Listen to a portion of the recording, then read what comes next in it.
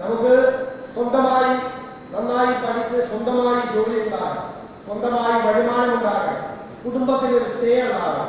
തീർച്ചയായും അങ്ങനെയുള്ളവരായി നിങ്ങൾ വളർന്നു വരട്ടെ എന്നാണ് ഈ സമയത്ത് എനിക്ക് ആശംസിക്കാനുള്ളത്.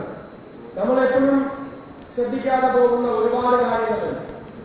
സ്ത്രീകൾ എന്ന് പറയുന്നത് ഭക്ഷണം പാകം ചെയ്യാനുള്ളവരും വീട് അടിച്ചു തുടയ്ക്കാനുള്ളവരുമാണ് എന്നൊക്കെയുള്ള ചിന്താഗതികൾ, ഔട്ട്ഡേറ്റഡ് ആയിട്ടുള്ള ചിന്താഗതികളെല്ലാം നമ്മൾ വലിച്ചെറിയണം. എല്ലാവരും പങ്കാളികളാകണം. എനിക്ക് കേൾക്കണ്ട ഭാര്യ വൈകാരിക ചൂടരുത്. ഞാൻ പറഞ്ഞത് ഇക്വാലിറ്റി എല്ലാ സ്ഥലങ്ങളിലും ഉണ്ടാകണം, ഇക്വാലിറ്റി ഉണ്ടാകണം, തുല്യത ഉണ്ടാകണം, പരസ്പരം ബഹുമാനിക്കണം, പരസ്പരം ആദരവോടുകൂടി നോക്കിക്കാണണം, പ്രത്യേകമായ പരിഗണനയും സ്ത്രീകൾക്ക് കൊടുക്കണം. നമുക്ക് ഞാൻ മാതൃഭൂമി ഫെസ്റ്റിവലിൽ വെച്ചൊരു കാര്യമാണ്. അപ്പൊ വായിച്ചു തീർത്ത പുസ്തകം ഏതാണെന്ന് എന്നോട് ചോദിച്ചു. മാതൃഭൂമി ബുക്ക് ഫെയറാണ്. യഥാർത്ഥത്തിൽ എന്നെ വിസ്മയിപ്പിച്ച ഒരു പുസ്തകമാണ് ഞാനത് വായിച്ചു തീർത്തത്. മെനോപോസ് ബ്രെയിൻ എന്ന് പറയുന്ന ലിസ മർക്കോണി എന്ന് പറയുന്ന പ്രശസ്തയായ ഒരു ന്യൂറോ സയൻസ് എഴുതിയ പുസ്തകമാണ്. അതിമനോഹരമായ പുസ്തകമാണ്. പുരുഷന്മാർ കാണാത്ത, അവരനുഭവിക്കാത്ത അനാട്ടമിയാണ് സ്ത്രീകൾക്ക്. അപ്പൊ അവരെ കടന്നു പോകുന്ന puberty, delivery, menopause, perimenopause, post menopause, ഇതിനെ കുറിച്ചെല്ലാം വളരെ വിശദമായി ചർച്ച ചെയ്തിരിക്കുകയാണ്. വളരെ സയന്റിഫിക് ആയിട്ടുള്ള പുസ്തകമാണ്. പക്ഷെ വായിക്കുമ്പോൾ അവരനുഭവിക്കുന്ന പ്രയാസങ്ങൾ, മാനസിക സംഘർഷങ്ങൾ, ബ്ലീഡിങ്, സ്വെറ്റിംഗ്, ഡിപ്രഷൻ, പല ഘട്ടങ്ങളിലൂടെ സ്ത്രീകൾ കടന്നു പോകും. സത്യം പറഞ്ഞാൽ നമ്മളെ ഇരുത്തി ചിന്തിപ്പിക്കുന്ന ഒരു പുസ്തകമാണ്. ഞാനന്ന് വളരെ ഗൗരവത്തോടുകൂടി പറഞ്ഞു, നമ്മുടെ ഗ്രാൻഡ് മദറിന്റെ, അമ്മയുടെ, ഭാര്യയുടെ, സഹോദരിയുടെ, മകളുടെ ആരും ഇത്തരമൊരു വിഷമം നിറഞ്ഞ ഘട്ടങ്ങളിലൂടെ കടന്നു പോകുന്ന കാര്യം പുരുഷന്മാർ ശ്രദ്ധിക്കാറില്ല. അതങ്ങ് നടക്കട്ടെ എന്നാ. ഈ പ്രയാസം അനുഭവിക്കുമ്പോഴും അവർ വീടുകളിലെ അവരുടെ ജോലിയും ഓഫീസിൽ പോയി അവരുടെ ജോലിയും ചെയ്യുന്നവരാണ് എന്ന് സാധാരണ പുരുഷന്മാർ നോക്കാതെ സ്ത്രീകൾക്കുള്ള പുസ്തകമാണ്. ഞാൻ പിന്നീട് സജസ്റ്റ് ചെയ്തു എല്ലാ പുരുഷന്മാരും ആ പുസ്തകം വായിക്കണം എന്നാണ്. വേറൊരു കാര്യം നമ്മളത് പഠിക്കുമ്പോഴാണ് മനസ്സിലാകുന്നത്, മരുന്നുകൾ ഉണ്ടാക്കിയിരിക്കുന്നത് ആർക്കാണ്? മരുന്നുകൾ ഉണ്ടാക്കാൻ വേണ്ടിയിട്ടുള്ള ഡ്രഗ് പ്രോട്ടോകോളിൽ ആ മരുന്നുകളുടെ പരീക്ഷ മുഴുവൻ നടന്നിരിക്കുന്നത് പുരുഷനെ ആധാരമാക്കിയാണ്. യഥാർത്ഥത്തിൽ പുരുഷന് വേണ്ടിയിട്ടാണ് മരുന്നുകൾ, ഫാർമസ്യൂട്ടിക്കൽ പ്രോഡക്ട്സ് എല്ലാം ഉണ്ടാക്കിയിരിക്കുന്നത്. സ്ത്രീകൾക്ക് വേണ്ടത് പ്രത്യേക മരുന്നുകളാണ്, അതൊക്കെ ഉണ്ടാക്കിയിട്ടില്ല.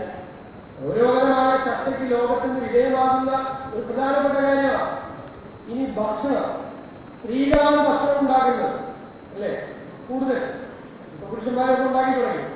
പക്ഷേ സ്ത്രീകൾ ഉണ്ടാക്കുന്ന ഭക്ഷണം പുരുഷന്മാർക്ക് വേണ്ടിയിട്ടുള്ള ഭക്ഷണമാണ് അവർ ഉണ്ടാക്കി തുടങ്ങിയത്, സ്ത്രീകൾക്ക് വേണ്ടിയിട്ടുള്ള ഭക്ഷണമല്ല. അപ്പൊ സ്ത്രീകൾക്ക് വേണ്ടി പ്രത്യേകമായ ഭക്ഷണമുണ്ട്, സ്ത്രീകൾക്ക് വേണ്ടി പ്രത്യേകമായ മരുന്നുകളുണ്ട്. അവരുടെ ആരോഗ്യം സംരക്ഷിക്കാൻ അവരുടെ പ്രത്യേകതകളെ, സവിശേഷതകളെ കൊണ്ടുപോകാനുള്ള കാര്യങ്ങൾ വേണം. എല്ലാ കുടുംബങ്ങളിലും ഒരുപാട് സമ്മർദ്ദങ്ങൾ ഉണ്ടാകുമ്പോൾ ആ സമ്മർദ്ദങ്ങളുടെ വിക്ടിം എന്ന് പറയുന്നത് സ്ത്രീകളാണ്. സാമ്പത്തിക പ്രയാസം ഉണ്ടായാൽ, കുടുംബ തർക്കങ്ങൾ ഉണ്ടായാൽ, ഒരാൾക്ക് രോഗം വന്നാൽ അല്ലെ, ഒരാൾ വീട്ടിൽ കൂടുതൽ മദ്യപിക്കുന്ന ഒരാളുണ്ടായാൽ, കൂടുതൽ ഡ്രഗ്സ് കഴിക്കുന്ന ഒരാളുണ്ടായാൽ, കുടുംബത്തിലുണ്ടാകുന്ന എല്ലാ പ്രശ്നങ്ങൾക്കും അതിന്റെ ആദ്യത്തെ വിക്ടിം എന്ന് പറയുന്നത് വീട്ടിലെ സ്ത്രീകളാണ്. അവർക്ക് എല്ലാ തരത്തിലുള്ള ഒരു സോഷ്യൽ സപ്പോർട്ട് ഉണ്ടാകാം, അവർക്ക് ആത്മവിശ്വാസം ഉണ്ടാകാം, അവർക്ക് ധൈര്യം ഉണ്ടാകാം, അവർ ജീവിതത്തെ അചഞ്ചലമായി നേരിടാൻ അവർക്കുള്ള ആത്മവിശ്വാസം കൊടുക്കേണ്ട ചുമതല ഈ സമൂഹത്തിനുണ്ട് എന്ന് ഞാൻ ഉറച്ചു വിശ്വസിക്കുന്നു. ഇത്തരം സബ്ജക്റ്റുകൾ അത്തരം വ്യത്യസ്തമായ തലങ്ങളിലേക്ക് ഈ ചർച്ചകളെ കൊണ്ടുപോകാൻ കഴിയണം.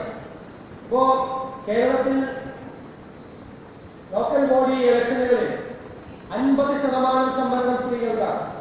അപ്പൊ പലരും പറഞ്ഞു ഇവർ വന്നിട്ട് എന്ത് ചെയ്യാനാ എന്ന് ചോദിച്ചു. ഒരു കുഴപ്പമില്ല, അവർ വന്നിട്ട് അവർ നന്നായി കാര്യങ്ങൾ ചെയ്യുന്നുണ്ട്. ജയിക്കുന്ന നമ്മുടെ മേയർ ഒരു കുഴപ്പമില്ല. എന്റെയൊക്കെ നിയാമങ്ങളുടെ പ്രശ്നം ഉണ്ടാവില്ല. 50% സംവരണം